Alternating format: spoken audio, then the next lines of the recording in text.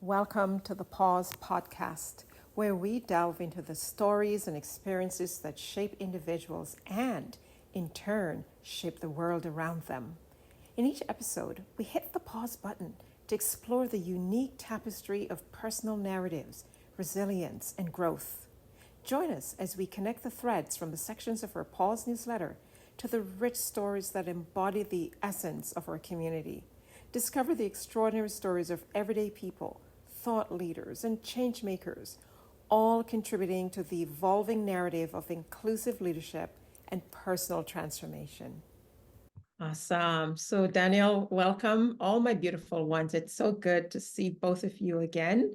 Well, Daniel, last time we saw each other was at the Black History Month panel discussion, and that was just on fire. It was amazing.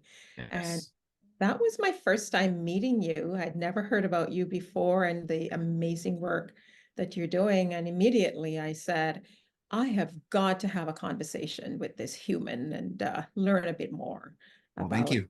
you bet. So here we are. So I'm really delighted. And Ayamara, our community missed you last month, but here you are this week. So Yeah, happy I'm to excited to be back. Before we delve into the actual work that you're doing, it would be really great for us and our community to get to know this human who's doing this amazing work that we're about to talk about. But tell us about the human side of Daniel and sort of, how did you, a bit of the personal journey really, and Hmm. sort of how it sparked this passion, but more the before the Sure. now work, and then we can Yeah, delve into the now work. absolutely. Yeah, so super thrilled to be here and excited to be on your platform. I love that this is what you guys are doing. Mental health awareness month is a pivotal time. So yeah, super thrilled. Uh, Diving into my own personal story. Yeah, so my name is Daniel Hidalgo, and I grew up in Winnipeg, Manitoba. I'm a father of three beautiful kids, and I've always had a longing and a desire to help other people as a way to connect, and that stems from actually, coming from the child welfare system. I was integrated within the child welfare system through the entirety of my life, and that was always in different capacities based on, however, the condition of my parents looked like at the time. So, initially upon apprehension, it was as a permanent ward. And as I got older, it became voluntary, and then back to permanent ward, and then I ended up being put on what's called independent living at the age of about 14 and a half. So I've been on my own since then. I'm currently 34, so it's been some time. But I really believe that, due to the circumstances I grew up in, and what that dynamic looked like, I developed a longing to connect, a longing to find a space where I belong to, but also a need and a desire to validate who I am, because I wasn't receiving those qualities from anybody. There was nobody who's really invested in my nurturance. There was nobody who was really consistently tender with me, providing unconditional support, guidance, love, and care. And so when you don't have those consistent foundational pieces that are investing in who you are and who you have the potential to be, you got to do it yourself. And so I really wanted to show people what I was capable of. And whether that was being an exceptional athlete, or being very personable, or having a sense of humor, or those types of things. I was just longing to form connections. And I think, as an individual, regardless of your circumstances, or regardless of your demographic or your dynamic, I think every person is in search of what I called their iPod. And so what that acronym stands for is their identity. So, like, who am I? Their purpose. Why am I here? What am I doing? Their origin, like, what does the start of my story look like? But more importantly, your destination. Where can this lead to? And Mhm. so for me, that was something that I was always really dedicated and committed to. But I also found myself consistently trying to be for others what I needed for myself. And that could be a form of, like, personal coping. And maybe it is. And I consider that to be a healthier version, that and ambition.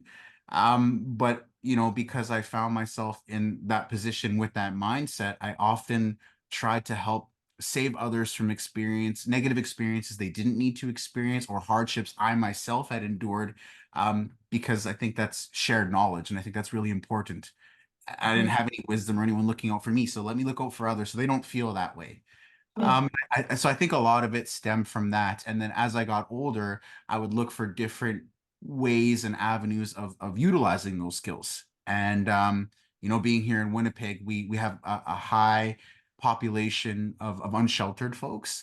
Yes. But me myself being a kid in care, we have a very high population of children within the child welfare system. So I was very fortunate to find a way to overlap both of those, to alleviate, the struggles that a lot of folks in both circumstances are facing. We're going to tease that out a bit. Rich, rich, rich. I love the iPod acronym. Do you mind That stood out to me. Yeah. just repeating that again? So the I is Yeah, so the I is identity, so that yeah. you need to know who you are. You know, Mhm. we all look different. If like me, I'm mixed, so I'm half black, I'm half indigenous to Chile, like Mapuche, and so I needed to know what those roots look like. Like, who am I? What like who am I? Like, because I didn't have parents to tell me or show me, right? And so I'm learning and absorbing vicariously through others and things that I'm seeing, things that I'm reading. The P stands, so you have your identity. The P stands for purpose. Mhm. What am I Mhm. doing here? Why am I here? What is it that I am supposed to be doing? What actions am I supposed to be partaking in? Where is my story leading to? What is this going to be for me to provide myself with a sense of fulfillment, but also to contribute to those I engage with, right? So that's the P, purpose. The O is the origin. So we all have an origin story, and mine is clearly, the child welfare system. Both my parents were victims of significant substance use and abuse. Due to their own traumas and their own inability to heal and find resources. And so that was my origin. So I had a fairly decent understanding of my origin, what it looked like, not why it looked like that, but what it looked like. And then the most important thing is your destination, because everybody's life essentially is a story. And so, like, what does the final chapter look like? What does the consensus look like? What does the overall picture look like? And how is my character and my story, you know, being told or being shown? And so Mm. I really like the acronym too. That is so, That's fantastic. so powerful. And just let me tease something out with the identity piece, because Mhm, that's this really the what do you call it now? Really coming to terms with who you are. And it's by connecting with something, someone, you name it, that gives us that sense of centeredness, like groundedness, yeah, right? yeah. So, Mhm. how old were you, would you say, Daniel, when you realized either I don't know my identity or I want to know my identity? Like, what age would you say you were? And sort of, what, if any, because on pause, we talk about transformational moments, Mhm. things that have happened or were happening. And then sometimes, somewhere, there's a moment where we realize we had to pause because there's so much to either take in or make sense of. And I think everyone has those pivotal moments. And I'm just Mhm. curious about the identity piece. And what was your pause moment like? So So for me personally, I think the identity piece was broken up into two different kind of aspects. There's the aspects of understanding that I am different. Like Mhm. that came early on, because that really has a correlation with the physical aspect of things. My surroundings didn't look like me ever. I was always the only Black person. Oftentimes, I was the only one who had emotional dysregulation, who didn't come from like everyone else had both parents. I was kind of in a better area, and if I wasn't in a better area, I was in a marginalized area where I was also the only Black. So very early on, I had a sense of knowing that I looked different. Mhm. But later on, when I started conceptualizing things, probably in my teen years, because I did, end up being placed on independent living. So you have a lot of time to reflect. You're responsible for a lot more things than you should be.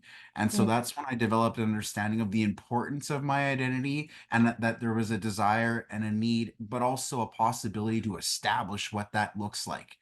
And so those were the two different milestones. So the second you can kind of talk and see and understand the differences between things as early as 4, 5, 6, that's when I knew physically that there was some identity things that needed to be focused on, but it wasn't until I was around a teenager when I really tapped into what that looks like and what I could do with it. Mm, mm, mm. Wow, that is powerful. Story really resonates with me because I also come from a broken home with parents who also suffered with substance abuse. And when it comes to identity, I couldn't rely on my parents to instill that in me. It was something I also had to seek externally. And so Mhm. when I found out about your organization, I was like, I did not even know something like this exists, where you make space and you make room for people to feel safe to Mhm. explore themselves and to just become a part of a community that will lift them up for who they are. So I appreciate you for doing that. And Thank you. but not having that foundation makes it hard to believe in yourself and to start projects and to start something as beautiful as Community 204. That being said, let's talk about Community 204 because I feel like we Sure. haven't talked enough about it and Yeah. all the amazing things you're doing. So I saw that there were a lot of different programmings. You had, what was it? There was walks on Wednesdays, men's sharing circle. I really want to get into that, mindful Mhm. movers and all of that. So if you can just tell everyone those Yeah. facets of what's going on there. Absolutely. So first I'll start off with the name itself because that's the piece of identity right there. The name is community, but if you look at the spelling, the unity portion is capitalized I because that's noticed the premise. Yeah, that's the premise and the underlying focus of everything that we do. You do not have to be an individual in your struggle, in your journey, and in uplifting others. It's a camaraderie, solidarity, unified, collective, collaborative effort with everyone. And that's that. really important. And then I threw in the 204 because that's the extent we can reach. That's our area. Well, I know we got 431 and all these new Yeah. areas, but the 204 is the origin of what this city is. Right. And so that's where that started. But the concept itself was just simply engaging in heart work.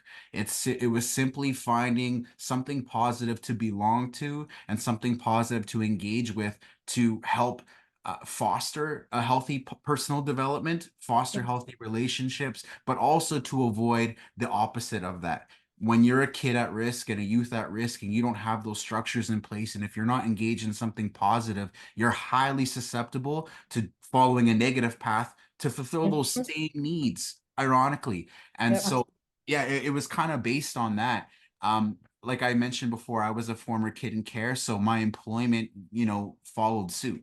I was often employed in positions where I was helping kids in similar circumstances. And I felt like that was super effective because the easiest way to form a relationship is to have things you can relate on. Mhm. That's how you do it, especially when you're guarded, especially when you've been jaded by life and your barriers are up and you have a hard exterior and there's no trust. And so we were doing that. And then, this was at a critical time in the world because the pandemic was kind of taking place. And so the world was dividing. So youth and folks that were struggling with mental health and isolation and lack of resources and support, all of those things were exacerbated. They were compounded, and it was just like this horrible time for the world, but in particular, these youth that were already falling through the gaps and through the cracks. And so, one day we were out there and I was someone asked me for food, and I had a little bit of stuff there in the car, and I gave it to a particular person that had asked. An unsheltered a relative is how we refer to our unsheltered folks. And next thing you know, I had 40 people at my car, and they were just trying to fulfill their basic needs. And Mhm. that to me was mind blowing. Like we were at a time in the world where we couldn't fulfill our basic needs. We didn't have access to food. There were folks that didn't have access to appropriate clothing in a city that has extreme changes in weather. Thirst was not accessible. Like it didn't make sense for us to live in the city that we live in, the country that we're in, and to be experiencing these problems. And it a light bulb went off and it created an opportunity for us to temporarily alleviate those experiences. But when you incorporate the youth into that, they're a part of something positive. And back to the identity piece, now that we created this name and we have this logo, we've fulfilled a portion of their desire to have a connection to some sort of identity. And so Powerful. the overlap was just happening so organically. And then at first it became just about that, but we wanted to do more and people wanted to get involved more. And there was something really magical about the grassroots aspect. There was no funding, there was no politics, there was no hierarchy. All it was hard work. I'm wearing a hoodie right now for folks that are listening, and on my sleeve, there's literally a heart on my sleeve because in Are you everything. wearing your heart on your I love it. sleeve? I Yes, love absolutely. Yes, yes. And there's magic Mm. to that. So then we started trying to identify other gaps within the city. Like, how can we do more? How can we support more? How can we be present out there and create opportunities for folks to get involved? And so that's where things like Walks on Wednesday took place, where that's just community engagement, but it also has a harm reduction aspect to it. So we're teaching kids about a lot of the effects of situations that maybe they have personal connections to based on, some of the struggles that their families come from, the cycles that they're trying to escape and recreate. And there's also the aspect of connectedness, engaging in conversation with some of the most magical folks with the most wonderful stories and awakening prior knowledge and skills that you would never guess that some of these folks have. We also started doing mindful movers, and that's part of a concept called lateral empathy. So that's showing empathy for those around you. And that's part of one of two mantras. So one is lateral empathy, lateral love, and lateral unity. You need to follow those three codes in order to do this work. And it's effortless and it's so powerful. And as great as financial compensation is, this provides you with a different type of compensation. It's an internal, emotionally uplifting, spiritually re-inspiring feeling. no Uh, price can be placed on that. There's no yeah, price on that. absolutely. Absolutely. Yeah.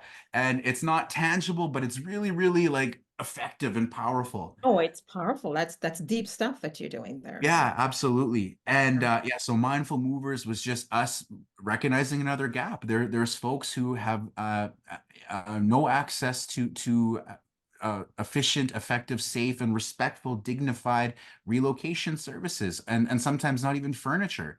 So we created mindful movers to help folks with residency relocation. But within that, we've also got a furniture redistribution program. So where we take dignified things from whether it's retail surplus or if you yourself or any individual is buying new things, but their old things are still really good, we create a cycle where it's all being utilized in a good way.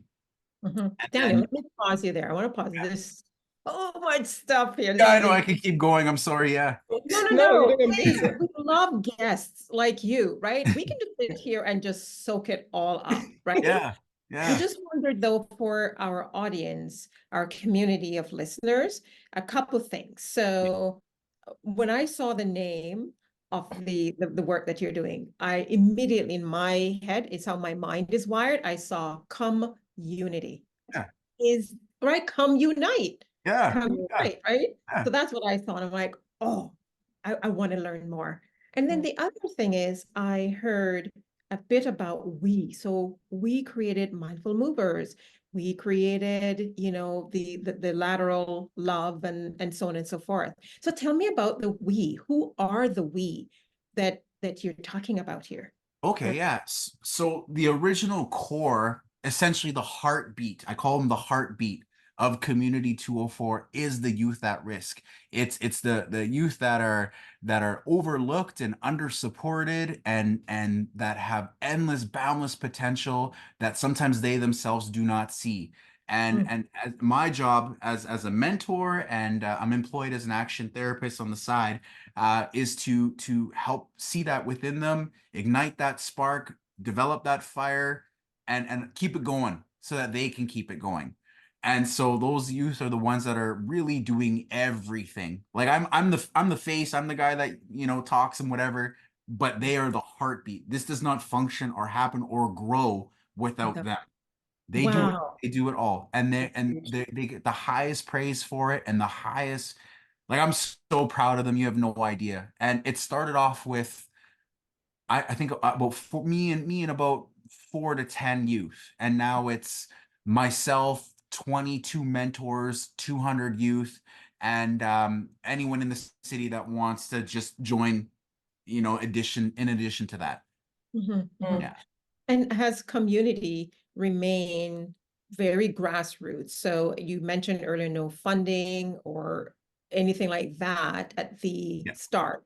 Well, where Yeah. are you at right now in terms of, because that's a big number of people that you Yeah. have to, right, deal with. Yeah. So Yeah. it has become a little bit more formal in terms of board, or is it still very grassroots? Tell me about that. I'm just super curious about that. It's a little bit of both. It's honestly, it's a little bit of both. I think there's something very special about staying true to those roots, those grassroots. I think that your intention is so unconditional in that, because there's really, again, no monetary gain. It's really hard to have ulterior motives.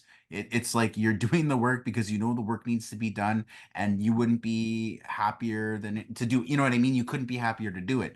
But having said that, we've been building this plane while it's in the air, and that's been a journey in itself.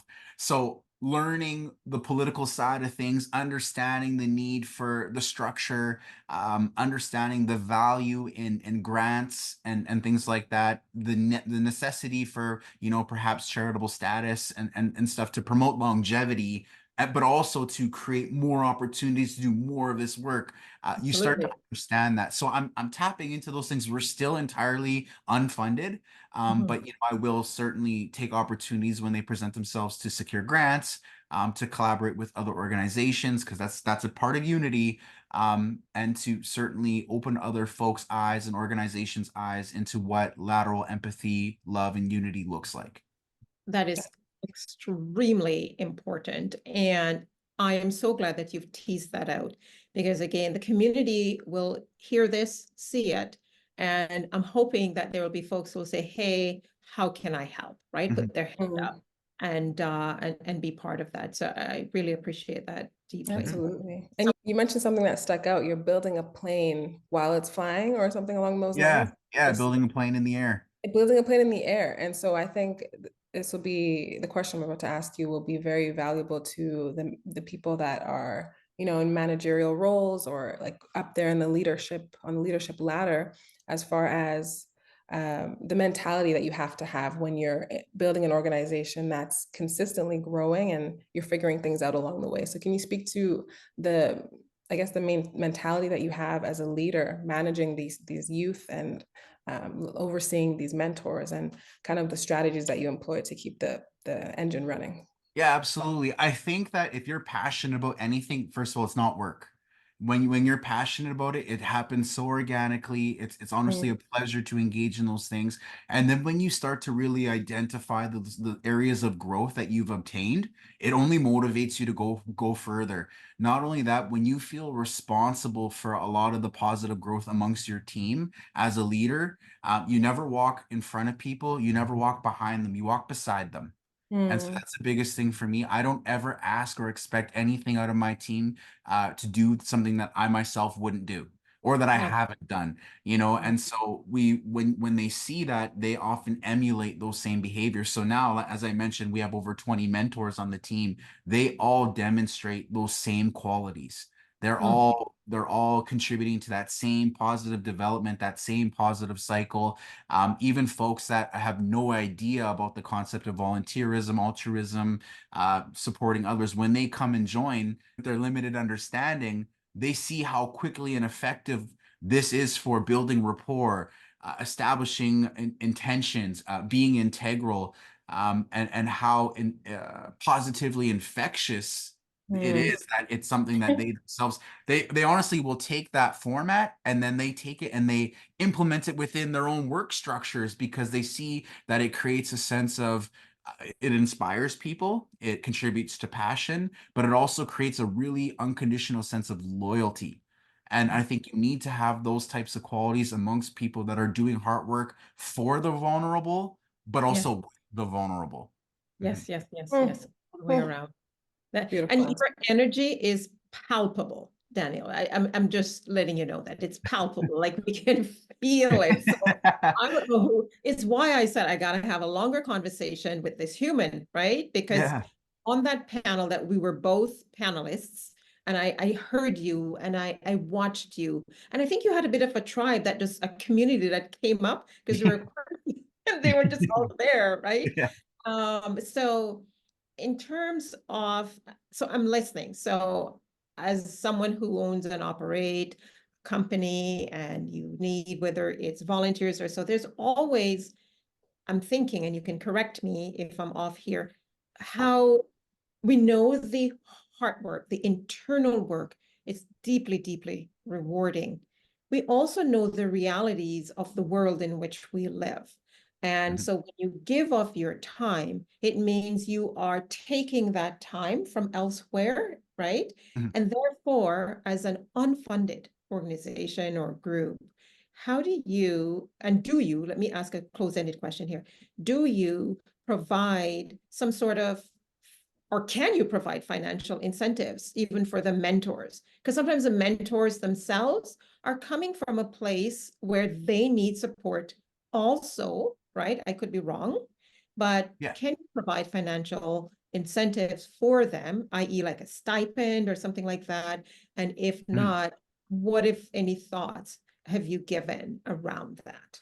The way our structure works is there's overlap between a lot of our professional roles and the community 204 work. So that's created the capacity for folks to do this meaningful stuff while still having income coming in at the same time. With regards to the youth, there is always opportunities for what we call honorariums. Mhm. And financial compensation, and it really contributes to their, skills development, their understanding of budgeting and financing, their resumes down the road, and understanding what it means to work and earn something. We try to balance that out with volunteerism because if there's always an expectation for financial incentive, sometimes that can take away from just doing something because it's the right thing to do. So there's opportunities for both. So an example would be like when we're feeding relatives or we're doing an event like that, there's never compensation for that. And everything that we're doing is almost entirely out of pocket for that anyways. But if we're doing mindful movers and sometimes the compensation is the change in a grandmother's purse. And that's Mm. more than enough. Sometimes it's tea in a conversation. Sometimes it's a hug that these kids don't get anywhere, right? And sometimes that's enough. But beyond that, we do fundraising and other things on the side. So we sell like the clothes that I'm wearing.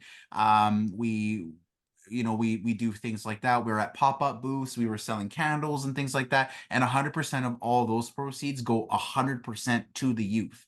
So if there's something that's I know is going to be an all-day task and these guys are putting blood, sweat, and tears, figure of speech, they will be obviously compensated for that. And oftentimes it's like more than they've ever, like CFS will sometimes give kids $20 a week, and these are opportunities where they can do more than that in the day that they're working. But for the mentors, the overlap helps for the consistent ones that are kind of expected to be at everything. Right. Other than that, the opportunity for other folks to join in whenever they can, it's the expectation and the honor is doing that because it's the need is there and it's the right thing to do. I love it. I'm going to let you take this shortly, but just one tiny little point I want to add to this. So I've been very fortunate in my own career to work with, and I still do quite a bit of work with nonprofit organizations, and then the leadership work that I do, leadership through social change, like Mhm. because we need leaders like you to affect the kind of social change that is critically important for really pulling together, let's keep it in Winnipeg, a city that just celebrates the diversity that's here. We're one of the most multicultural cities, I believe, in all of North America. Mhm. That speaks volumes, right? So Mhm. I ask those questions simply because understanding the structure of the system in which we live, that volunteering is a privilege and not everyone can afford Yeah. that privilege, Yeah, right? And Yeah. absolutely. some people volunteer at great cost because just like you, Daniel, they wear their hearts on their sleeves. It's something that they just, it means so much to them that they do it, but it's at a cost. Yeah, And so I'm always mindful of not continuing those cycles of oppression because they're cycles of oppression. yeah, Right. And therefore, the reason for the question, and it is so, I would say, elevating to just hear how it's being worked out yeah, with your mentors and the youths who are volunteering and so on and so forth. It's truly community, really just hand over hand, just working with each other hand in yeah, hand. Over to absolutely. you, my sidekick. Stunning. Those are amazing answers. My heart is full. Thank you, Daniel. No worries. But I love to look ahead. I'm a planner. I like to see things bird's eye view. So I'm just curious, what are the, I guess, hopes and aspirations, like looking ahead on a broader scale? How do you envision continuing to make a meaningful impact at community? What does that look like for you? Oh, so I am a manifester and I am always hungry and I am never satisfied in the most positive way. I think sometimes I take moments to reflect on where we're at already. And Mm, it's important for me to understand how far we've come so I can take that in and be present in the moment and really give flowers to the youth that helped get us here. But the goal is always to do more and to reach more. And so for us right now, we've secured 3 spaces. So we have 3 buildings in Winnipeg, which are ours. We don't own them, but we utilize them. And so one space is a warehouse that holds really high quality, dignified, oftentimes brand new furniture that we use for the just redistribution. We have a space on Main Street that helps the demographic in that area, the relatives. We mhm, utilize the Thunderbird House on Sunday, so we're inside a traditional building that is a pinnacle of indigenous culture and is going to be revamped. mm, But then we have our space on Smith, and that's the safe space for the youth to come and just be okay and be themselves. But we're all over the place. The goal for me is to one day, I would love to own, and this is me dreaming big. I would that'd be love great. to own a building with a parking lot and a indoor gym, something similar to almost like a community center with some green space. But I would Mm, also love to have transitional living attached to that, so that kids who are aging out of care, but they've developed these healthy relationships and this safe space can live there and yeah. contribute to that. And then we can overlap employment opportunities within that if I have like funding for volunteer coordinators or program managers or whatever that looks like. I would love that. Right now, I got all the pieces. They're all just very spread out. Mm, Um, but for me, that's the vision. And I would love for it to be in an area where we're able to continue to do the things that we do. Because we have a lot more exciting stuff coming up. Like we just got a boat, like a Community 204 boat. Yeah, so we're gonna do something called Community 204 River Watch. With a lot of with the that's increase huge. of yeah, with the increase Mm. of newcomers here, they don't really understand the risks associated with our water, because it is not safe. The encampments that are popping up along the riverside Yep. is very Yep. dangerous, but also kids who are playing and folks that whose mental health is so unsupported that they find themselves at risk of suicide and suicidal ideation. So we're there supporting that. And so the vision for me never ends. But the biggest goal I have in my mind, in my heart, in my spirit is to secure some kind of space that's ours, that we own, that we can alter and design and build, and no one can take it away from us because it's ours. Not mine, but ours. Mhm. You Absolutely. heard it here Belongs to the first. You community. heard it here first. Okay. Yeah, Fascinating. And manifesting. it's Yeah. recorded, so it's in writing. It's Right. Yeah. like Yeah. digitally We're written. speaking it into existence. Yeah, No, absolutely. that's Love, amazing. love, love. Let me just quickly maybe cycle back to something though. So May is Mental Health Awareness Month, Mhm. and it should be all year, first and foremost, but it's nice Yes. that it's a month, made it for it. And we know that mental illness, right, is something that communities, it doesn't matter the community that we belong to, is not, we don't talk about it as if oh, I fell and I broke my ankle and let's go get that looked at and taken care of and right, nourish it. Hey, how's that ankle coming along? And we talk about it in a comfortable way. Mm, Oftentimes there's a lot of stigma attached to it. So I come from a community, African Caribbean community, where it, again, lots of stigma attached to the whole topic of mental health, those who mental illness is just part of their lives, right? Yeah. And again, I really wanted to talk with you, Daniel, about that, the stigma, the cultural teachings, because we do teach our younger ones indirectly and sometimes directly that there's something bad if someone isn't, I would say, has typical mental health. So if we think that there's something off, then they're stigmatized and they're othered and those kinds of things. And especially, here's where I want to have you kind of weigh in for me with males. I think with females, there might be a little bit more willingness Mhm. to address, to talk about it, because typically that kind of happens in communities. Mhm. But tell Mhm. me about it from those who identify as males, from Yeah. their perspective and that connection with mental health, mental illness, and the management of the two. And Mhm. clear in my head, but let me know if I need to Yeah. read that. No, no, I understand. I understand completely. So I think that when it comes to the aspect and topic of mental health, there's, like you mentioned, stigmas, misconceptions, but also there's been a historical perpetuation of just toxic, negative, neglectful cycles. And Absolutely. it's important to highlight some of the consequences to that. Mhm. Like that, like people think that mental health is simply in your mind, but when you are mentally unwell and you are not tending to those needs and you're not utilizing resources or acknowledging that something is there, it affects your body, it affects your engagement with Your life. others, it Mhm. affects your internal glow, it affects your ability to provide for yourself and others. It has such a domino effect on so many other aspects and facets of wellness. And Mhm. so that's something that we really do need to discuss more. I think that, I mentioned at the start, being something for others you wish you had for yourself. I think that while we often display hesitancies towards addressing mental illness, inside we know that the need is there. Like we do know, Absolutely. but we don't know how. Mhm, mhm, Sometimes we don't have that person to show us what that looks like, how that looks like, and is it safe to partake in something like that? So you Mm. need those crucial people. I think this is what's worked for me.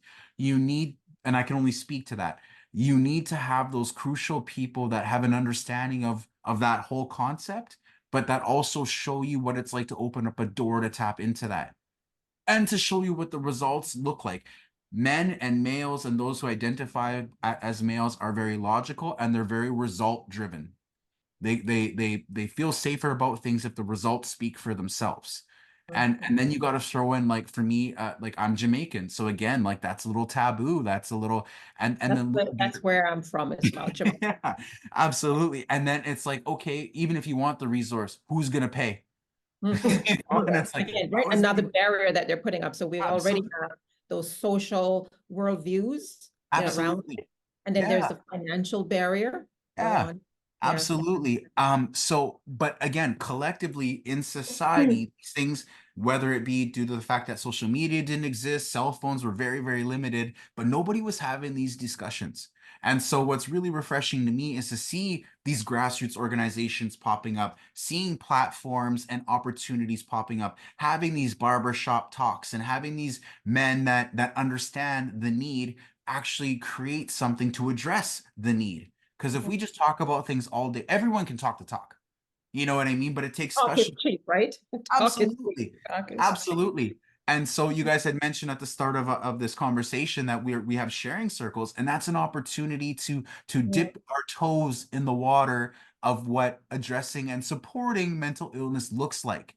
And that Mm. is something that we've started to do because it's been effective. It's proven. So we will bring boys from the, well, my son comes in, he's 11. So we got boys about 8 to till as old as they want to be, right? And all you need is a heartbeat to show up.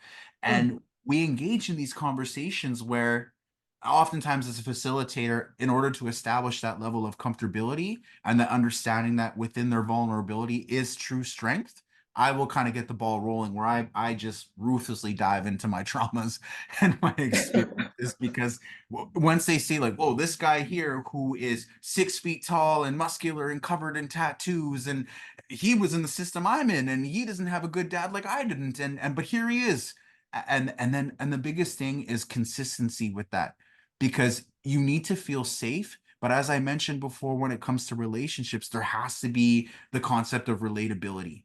So if people Yes. cannot relate to what you're saying and they can't relate to what you're expressing, you will close yourself off even more. Mm. And I so agree. the relatability aspect's huge. The other thing that we do is we take advantage of the fact that those mentors exist. because they've established trust. They have established integrity. They've established those core concepts that create the comfortability to tap into feelings that you oftentimes only share with yourself and then you hide and run from. So the sharing circles has been huge. That is really important. And I just wanted to acknowledge that and maybe again pull a few things. I said so many. Yeah, I can go off. No, I love it because it just really sparks going through my mind. You should see inside my head right now, my whole being. So mother of sons, half a dozen brothers, males, males, males, males all around. And you're absolutely right in your description of how males typically, not all males will show up like that. But if you think of a bell curve, a lot of them Yeah, follow that, right? yeah. And so I am blessed with one of the sons who will do exactly what we're doing here and just talk and share and such. There's another one who more withdrawn, more quiet, and so on and so forth. So the relatability that you mentioned is critical. One other thing that I thought I would ask you about, because I am envisioning that you have a diverse group of youth with you at Community 204. And there are some cultural implications around mental health and mental illness in particular. There's some cultures that see it as like a curse. They think it's evil spirits. Imara, you're nodding your head. You've heard this. Evil spirits have taken this person over, and we need to sort of exorcise the evil spirits. And and there are certain ways that they're taught to deal with mental illness. Have you come across that? And if you have, how do you approach it? Because relatability is critical. So you see what I'm saying, right? Yeah, So absolutely. from that perspective to where you Yeah. are. So where we hold our sharing circles is above and beside a church. So there are many like folks that come in here that have a religious ties to things. There's also, the majority of our group is our visible minorities that come from all walks of life. So with that comes various cultural aspects that also contribute to hesitancy. But like usually what we do when we're faced with those things is again we're consistent with what we're saying. There's no shame and judgment. So when you come in here with those beliefs or those understandings that have been addressed with you throughout the entirety of your life, because that always comes from somewhere. You didn't wake up just believing Oh, that we on didn't. None of us wake up. It's you've heard about intergenerational traumas, yeah, right? yeah, So people think, as you said, Daniel, at the beginning, that mental illness or health is up here. It's yeah, not only up here. yeah, It's everywhere. It's in our absolutely, DNA, literally in our genes. It is in our genes. absolutely. Yeah. Absolutely. And so when we meet folks that have those hesitancies or that belief system or that mindset, it doesn't deter them from still engaging in whatever it is that we're doing. And with men in particular, as I mentioned, we're very results driven. And so, for example, we might have a Jamaican guy that comes in here and says it's spirits, and my family doesn't believe in that, and the people that charge you $100 for an hour that are crooks and this, that, and the next thing. Okay, well, if that's how you feel, come to our free sharing circle and we'll feed you.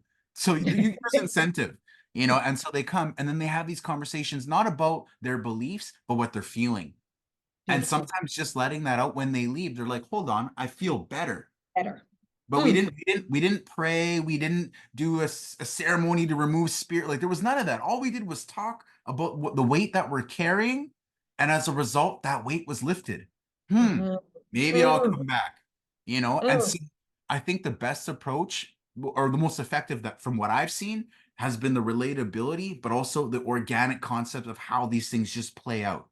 Right. Mhm. And even at the bare minimum, if you come here and you're hesitant to speak or you feel stupid, at the end of the day, you've established some kind of relationship with somebody here, some kind of organic connection with somebody here, and then conversations just start happening.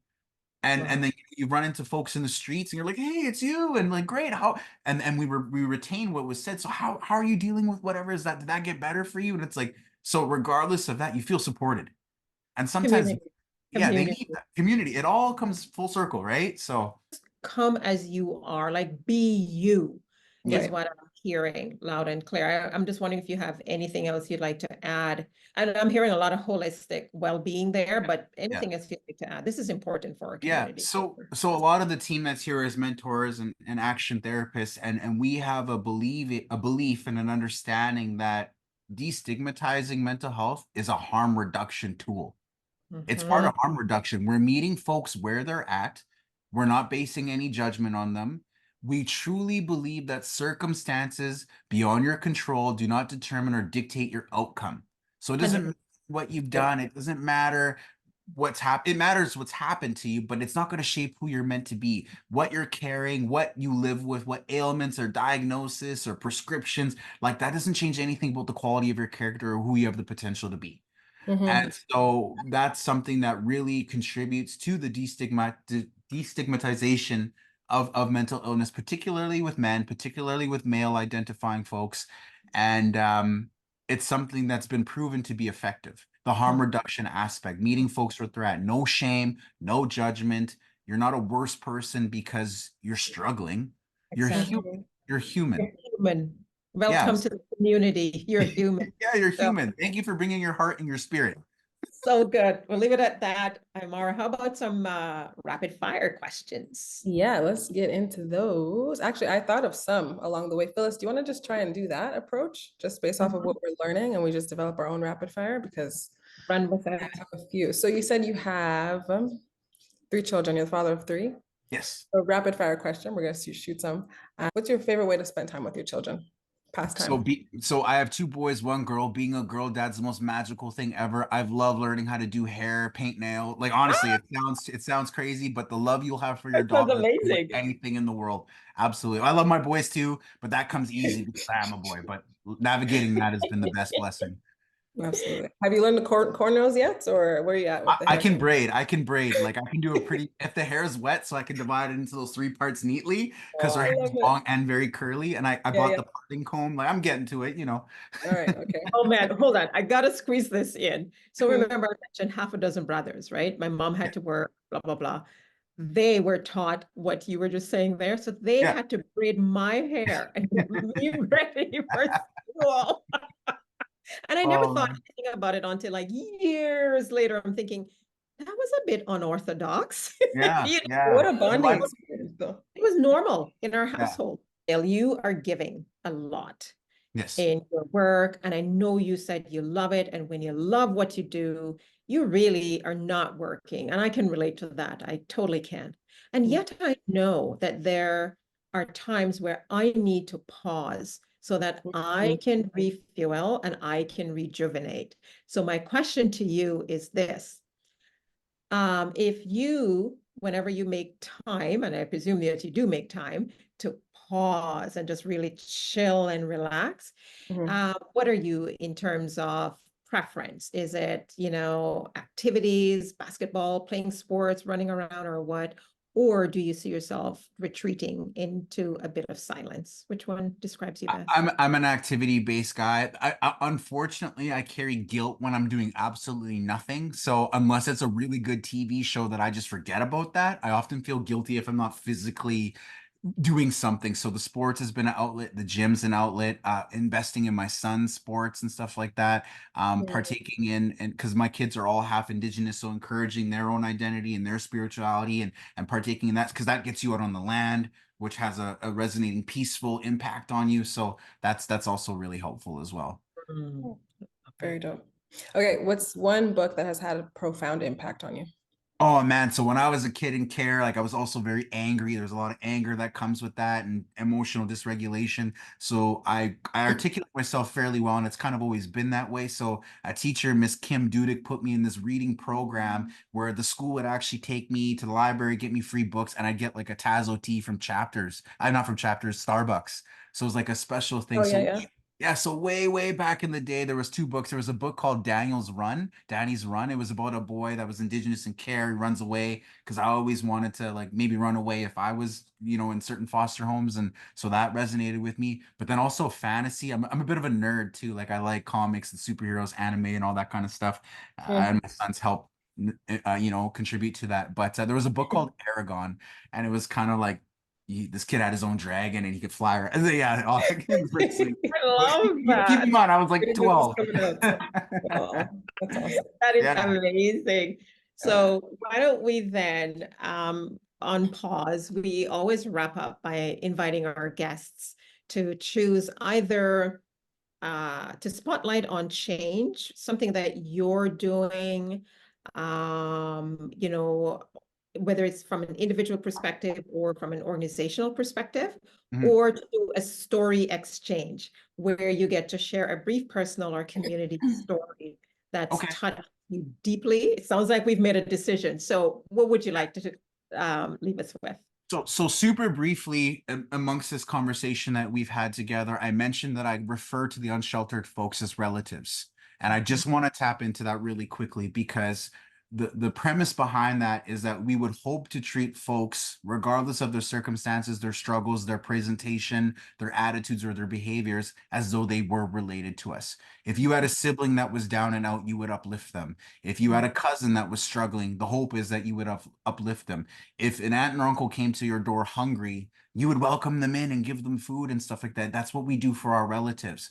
And so the folks that are out there, they don't wake up every day asking to be marginalized. They don't wake up pre-planning crime. They don't wake up and say, hey, today the bus shack is ideal for me.